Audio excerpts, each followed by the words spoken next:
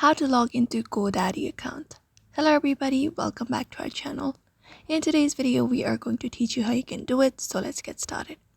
First of all, to sign in into your Godaddy account, you can head over to Godaddy website, which is godaddy.com, and open up the website of Godaddy. Once you are here in this particular website, you can just go ahead and find the sign in option. It is usually located at the top right corner of the screen.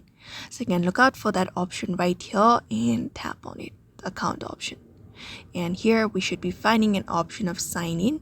So you can just go ahead and tap on it, which is the first one, which is have account sign in now, and tap on it, tap on sign in.